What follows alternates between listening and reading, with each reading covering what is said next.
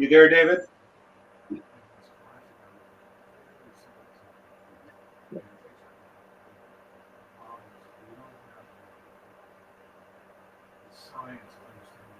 Sorry. So, the important part of the technology is working perfectly. The rest of it we can. Okay? I said the important part of the technology is working fine. The stuff over there. So, let's talk first off. There were two significant actions that I'm aware of: Bill 339 and Bill 347. Yeah. Can you talk a little bit about Bill 339 first off? Okay. We went up, and nobody was there. But all the other company I heard and some other company, they couldn't take that deal. But the Chinese left it. So when we were going up, I was footman. So I got up to the trench. I looked around, looked pretty good, and I saw maybe 20 yards away from me. Hey guys. Hey David. Hi. Let me. Keep going. I have to reconfigure my setup. All right. Okay. But the Chinese of course. Guy standing like this, leaning against where the trench was, and he must have been an officer. He had a pistol. Yeah. I said, man, I'm gonna get that pistol. So I went up and I tried to unbuckle his belt, and my hand went about this much into his stomach. He had a hole about that big on him. Ooh, boy, we couldn't shower or anything, so I just had to live with it. But I never got my pistol. Bill. And so we stayed. They shelled us for five straight days. Boy, and we had to be naturally not possible. And me and this other guy, we were in the front row when the shelling started, and we couldn't get out because there was too much shelling. So finally, when they eased up a little bit, we went right over to where the rest of the guys were. And and that night, we were on 15% alert. So I had 11 to 12, and so when my time was up, I asked this guy Sergeant Malloy. I woke him up, and he went out. And then I think 5-10 minutes later, he woke me up. I could fall asleep real easy, and he said, "Hey, Mike, Velarde, get over here, because they're coming." I said, "Who's coming?" The gooks. That's the term we used at that time. And so I got my rifle, went up, and then we had like flares going, and those guys looked like ants coming at us. Wow. And the bugles were blowing, but I was on the right, and Lieutenant Hughes was on the left. And so the left guy hit hard, very hard. Where they went into their perimeter. They didn't come into my perimeter, although two of us with a rifle. Right. And but so it started at, I'd say, midnight, and ended about 6 o'clock in the morning, 5 maybe. And then so it was over. Then Lieutenant Hughes says, "Velarde, you and Carl, that's our Carl, go down and see if there's any alive." My heart was pounding. So we went down, and Art's about 6'4", and I say, "Art, you stand maybe 5-10 yards behind me. If anybody moved, well, I went through, so they were all dead. So we left the field, but on my side we had a bunker at the bottom, and they captured that guy, and he was yelling at us to help him, especially Lieutenant Hughes, and some guy named Castro, anyway, Lieutenant Hughes, no, man, you don't go down there because they were still there. So so we waited till morning where really daylight, and so I went down, me and Carl, and we looked in the bunker, and there were two guys dead there, and one guy had just joined us. Anyway, the other guy, he was yelling at us that they were cutting their testicles out. And so but Lieutenant Hughes wouldn't let us go to rescue him because we wouldn't have made it. Yeah. So anyway, when everything was quiet, we took all our dead out down the hill, and then we left that hill, and I think about 2 weeks later, we were going to a 347, although nobody knew we were going to 347. On our way down, we went into an ambush. Mm-hmm. And so we got through that all right, and then we got to the bottom of 347, and we waited till sometime in the morning. I still remember now. And Lieutenant Hughes said, "Okay, let's go up." So I was with him on the first assault, and boy, did those guys open up on us. And so they drove us back, about maybe another 30 yards. So we got our wounded.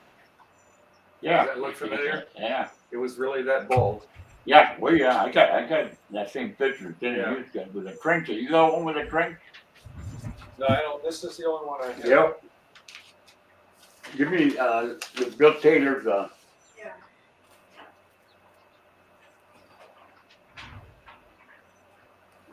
Anyway, it took 5 attempts to finally take the hill. Right. And, Go ahead. And so we, Lieutenant Hughes, he rushed up way ahead of us. That was taken by our replacement company. Right. And he, So it was after you had done the hard work. yeah. We had no cover at all. Right. Because it was baldy, they call it. And how many people were on the top of that hill? When we went up, Yeah. I think we were almost at full strength, 180 something. But only 15 of us made it to the top. So, Lieutenant Hughes was always in front of the 5 charges. And I... So he led from the front? Well, all the time, even on patrols, he would be in the front. Huh. And so we followed him up the hill because he was on top of the hill yelling at the Chinese to surrender. So they didn't surrender right away because then they pushed us back again. That was before Lieutenant Hughes made the top. They pushed us back again, and we were about 10 yards from the trenches there. And they were throwing hand grenades at us. And one hand grenade hit me in the helmet and bounced off the guy next to me. But they were concussion grenades. So I guess either he laid on top of it or not. I don't know. So they didn't want to. If you were like this, well, you got hit. So we were like this, and anyway, I rolled him over, and smoke was coming out of his stomach, and he was calling for his mother, and he said, "Give me water." I said, "I can't give you water because you got a stomach wound." So he called for his mother once again, and then he died. So that's got to be tough to take. Pardon? That's got to be tough to take. Well, at that time, I don't know. I was too young to care, too young to be scared. I really don't know the difference. But So it took you 3 days to take 347, right? just about, yeah. Wow. And like I said, Lieutenant Hughes was always in front of every attempt. And I see he went up with a Thompson submachine gun, and about 10 yards from the top, could fire no more. I guess it either jammed on him or he's out of ammo. So he grabbed a rifle, and and then he went up the hill. Yeah, about maybe 20 yards ahead of us, and he never got hit. And I don't know how many he killed himself, 'cause we saw him firing the rifle while we were trying to go up the hill. Right. And we finally got there, and we were yelling at him to surrender, the Chinese. And about 129 or 59, I can't really remember. 192 Huh? is 192 Okay, is that the much? official Yeah. number. So which is, if you take 129, you reverse the last two, it's 192. So we, they surrendered, and but just before that, And there were how many of you left? 15. Did that include Dave, or was that plus Dave? No, it included Lieutenant Wow. Hughes, So yeah. it was 14 plus 3. Yeah, Wow. like him. And but before that, as we were about 20 yards from the top, and one guy for some reason made it up. And he got hit, and we saw the Chinese stand up and fire at him. I guess we were hitting him. I don't know. We don't know. And what made me do it, I'll never know. I rushed up the hill.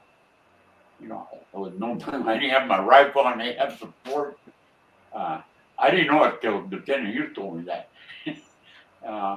So I put it on my shoulders and just walked down the hill. And then I could hear the bullets going by and hitting the dirt, but none of them hit us. So that's when he recommended me for the Silver Star. Right. And Now, do you have a copy of that citation? yeah, give me that. There she's going to get it. Well, I didn't even know about it because all our paperwork got burned up in Right. Japan. This is the original. Okay, cool. I didn't get my. I'll let you read it. Wow. Well, aside from working on Dave's award, I'm going to see if we can get your Bronze Star upgraded too. I'm just lucky I'm here. I understand that, but it sure sounds to me like you earned it. Well, It sounds like wartime politics. there again, 17. It was Superman. Yeah. And but I did. Don't get me wrong. I did get scared a very few times. But on what I messed up is on Hill 339. Yeah. No, I'm sorry. Before Hill 339, we were going up a hill called Ice Cream Cone Hill. It looked like a ice cream cone. Yeah.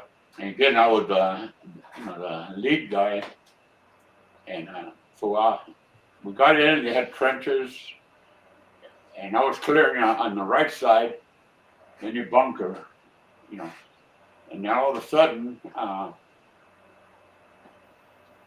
sudden, somebody tapped me on my neck. I turned around, and it was this guy with a burp gun, and but I dropped my rifle, and I was thinking of my mother all that time, and he put that thing to my forehead, and he went 3 times, click, click, click. It didn't go off, And then I saw this guy McKenzie coming on the ridge, and he saw me with so he shot the guy, went through his shoulder, then went through his neck, and then we made sure he was dead. Saved your life. Pardon me? Saved your life. Yeah, Yeah, cause well, I don't know what would have happened. I didn't have no more weapons, and I was too scared to tackle him. Yeah.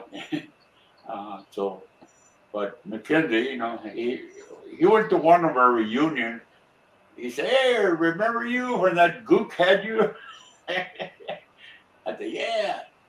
But anyway, that's one of my close calls. So then after that, we were in patrol for a while, and I got hit on my mother's birthday, May 18th. I was sent to Japan for 2 months. Came back. So that was 1952. 51. 51. I was all of 51 there. Got it. I came home in 51. Okay. And, So you went to Japan, you recovered, and then you went back. yeah, they sent me right back to K Company. Okay. I was still bandaged up, Right. because we slipped into town. We were in pajamas. We went into town and the shore patrol, they stopped us. They took us back to the company area. And that boy, the doctor, gave me my orders I was going back. You don't argue, Yeah. So, okay, but I still quite a bit bandaged up. So Lieutenant Hughes put me on, what was it, as a runner for the platoon. And so I went, and it was pretty calm. Then we were on one patrol, and the Lieutenant Hughes was leading us again. And we heard the jets go by, our jet. And so Lieutenant Hughes yelled at me, "Put the banners out." And I can still remember the center one was blue, yellow, and red. Okay. And you're supposed to go that way. The panels. I had it wrong. And here, boy, those guys straight up. Only one guy got hit right in the ankle. But those guys make noise. Those planes make noise, boy, because they were real low. Anyway, they just one run they had at her, and he and Lieutenant Hughes regrouped us, and then we were going, and then there was a Chinese patrol, I guess, on their horses. So we got them, and Lieutenant Hughes got on one horse. He was the plane. I guess you got photos of that, right? Yes. Yeah, and so we were all laughing. Me being from the city, Right. I never rode a horse before. Right. But a few of the guys are from the back east. Yeah, He grew up in they grew up Colorado, with so that. he knew it. So they were right. We had fun for about a couple of hours. So after that, we went back to our positions, and again, we were on, from that time to Hill 339. It was just patrols and a little bit of firefights. Right. And So when you all got to the top of 347, oh, there were 15 of you left, 15, yes. counting Lieutenant Hughes, and you escorted 192 some odd prisoners off the hill, as I understand it. Yeah. Okay. And then we You marched. didn't have much ammunition left. I'm sorry? You didn't have much ammunition left, did you? I had 3 clips. Yeah. Almost most of that had 2 or 3 clips left. Yeah. And I was a rifleman. On my day, my 3 years, I was 47, 45 rifleman. I'll Right. never forget my ammo.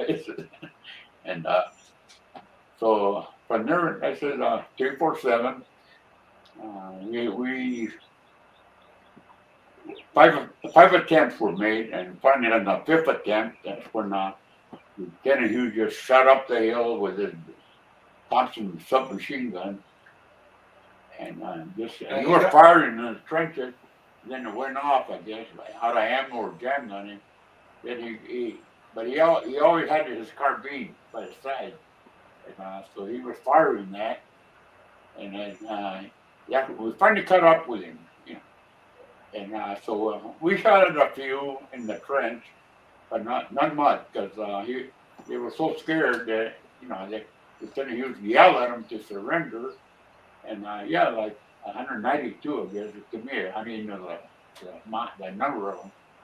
So they surrendered to him, and I think one of them, because Lieutenant Hughes told me that gave him a sword. Whoa, You know, Lieutenant Hughes. that's quite an honor. Yeah, I guess so.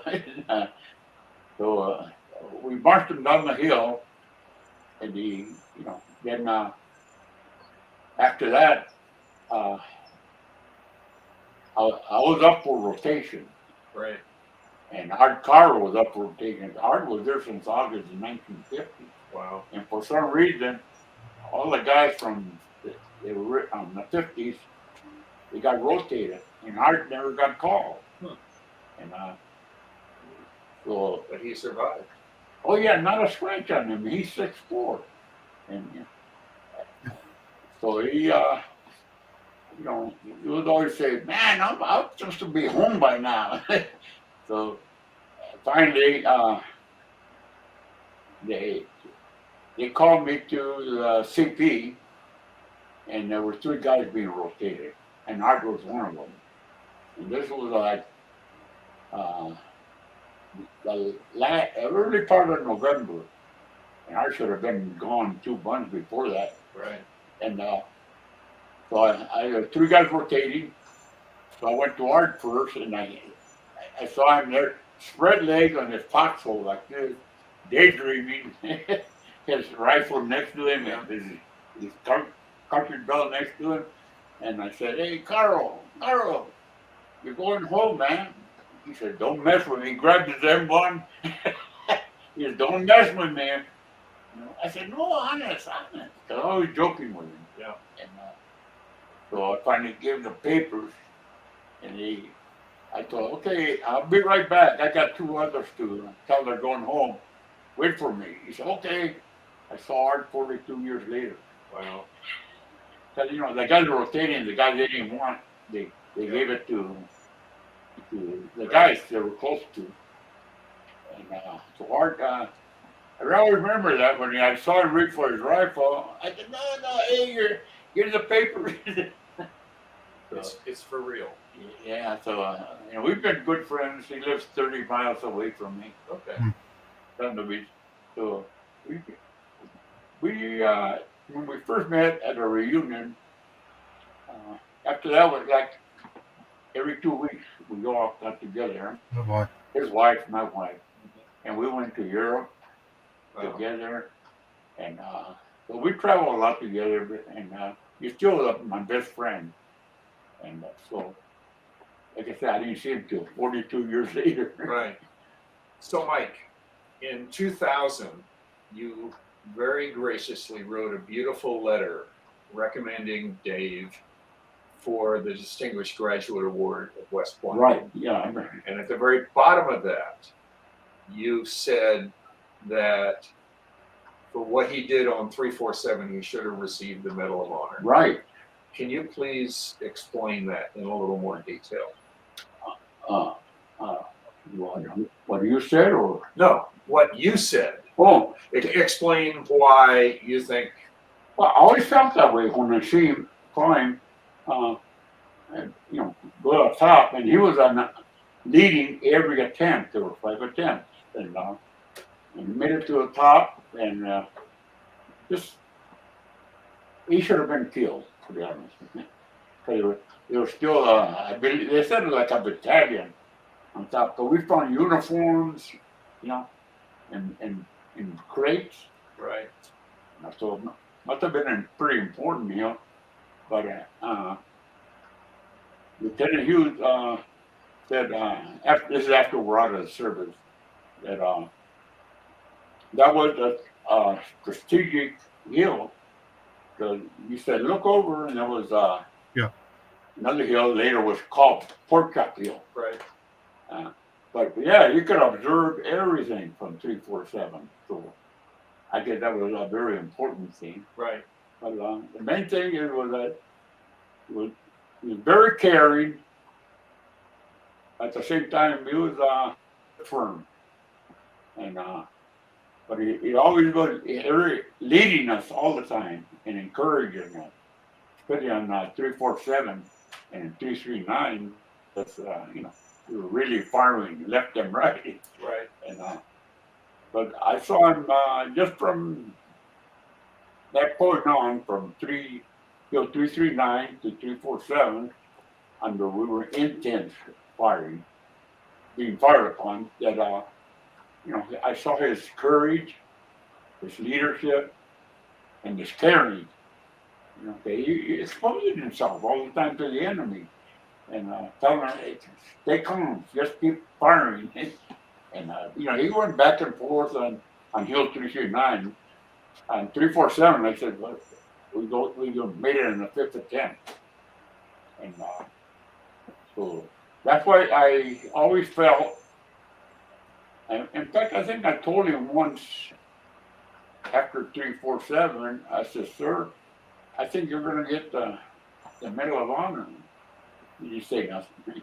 So, but later I found out he got that Distinguished Cross. I sort of, saying, well, I say he deserved it. And that's when I found out he put me in for the Silver Star. Right. And I think all the paperwork got burned in Japan. So 43 years later, I get my medals, and so like I said, I always said to myself, hey, just feel lucky you're here. Right. That was the guy that didn't make it. So that used to calm me down for a bit. But I always think of 339, I always think of 347. Right.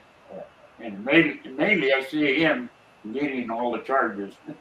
Right. So that's why I feel in my heart that he should have gotten the Medal of Honor in 347. Well, he's gone now, but it may not be too late. I hope so. That's what we want. He deserved it. I told him many times. Yeah. We spent a few days with him at Colorado. Right. A couple of times. And I always told him that, sir, you should have gotten the Medal of Honor. He said, yeah, the battalion commander said too that I should have gotten the Medal of Honor. But on the other hill, when I found out that this colonel was observing all our fights with binoculars. Right. And he saw what Lieutenant Hughes did.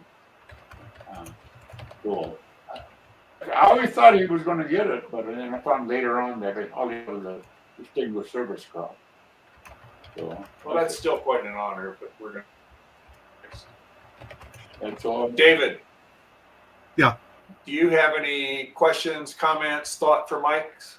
I do. The number 192.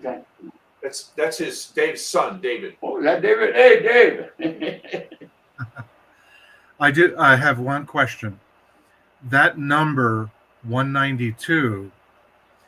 Hey, Why? David, Yeah. You remember we were sitting at your father's house, and I told him, sir, you should have gotten the Medal of Honor. Remember that? Yes. Yeah, I do. You were sitting there with us. Hey, The what number happened? one- You got gray hair. Oh, yeah. I know. That's 20 years on. But I have a question about the number 192. In talking with, Hang Can on, you hear David. me? Let me see if I can turn the volume up. He's having a hard time hearing you. okay. Probably have to just repeat the question for him. That I can do that too. But this may help. All right, David. Can you hear me? Yeah, I can hear you. But Okay. A question about the number 192. 192 were the prisoners that were escorted down off the hill. Why wasn't that number 0? I had conversations with my dad about some people wanted to make that number 0, and he would not let that happen. Why wasn't that number 0? What did he do to prevent that? Okay. Good. You marched 192 off the mountaintop. Okay. Yeah. there's a story that a bunch of the other guys with you wanted to kill them all, but Lieutenant Hughes wouldn't let them. Is that true? Yeah, you know, let's kill those SS's kooks. And then, hey, they're prisoners. So, you know, we marched them down the hill. Does that answer your question, David? Not well. A little.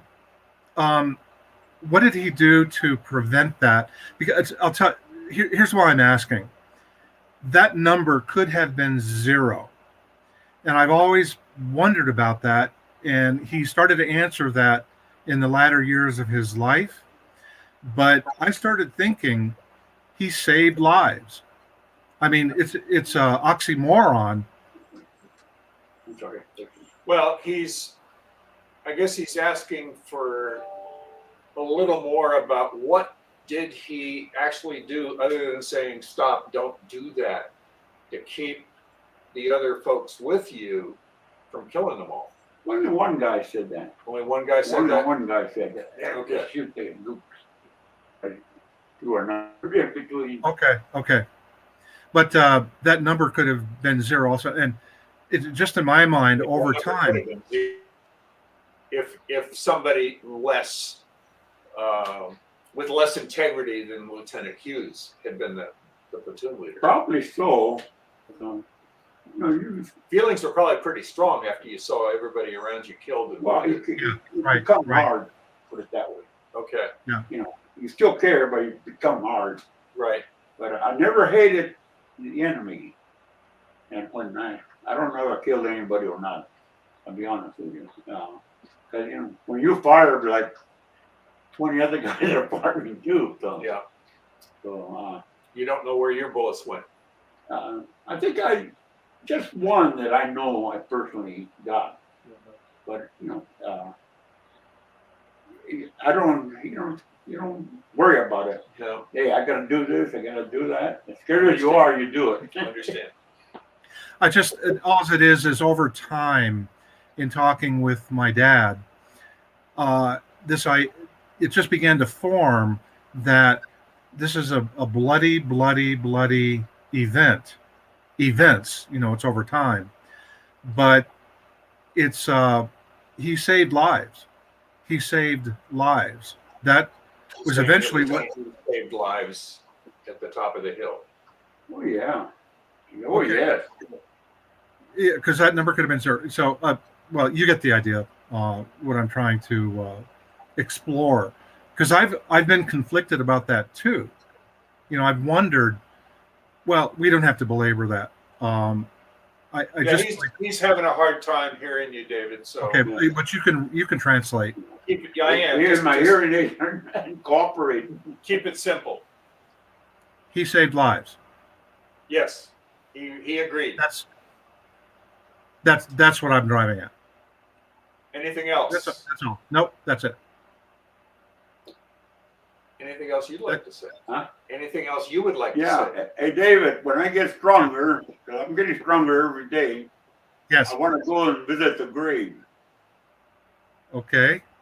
I'll let you know, but I gotta feel like traveling, and hopefully without my walker. But I do want to go and visit his grave.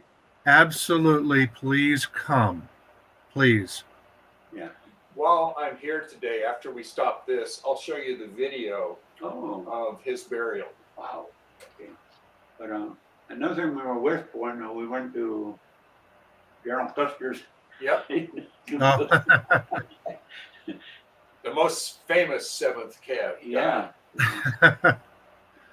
Anything about the 7th Cav on TV, I'm all ears. We were soldiers. You remember? Yeah. Yep, that was 7th Cav. Yeah. I met him at a reunion. Yep. He was one spotter. Hal Moore, Yeah. General Moore. Yeah. Yeah, he was quite a guy. Hell yeah, real friendly. Yeah. Really real friendly.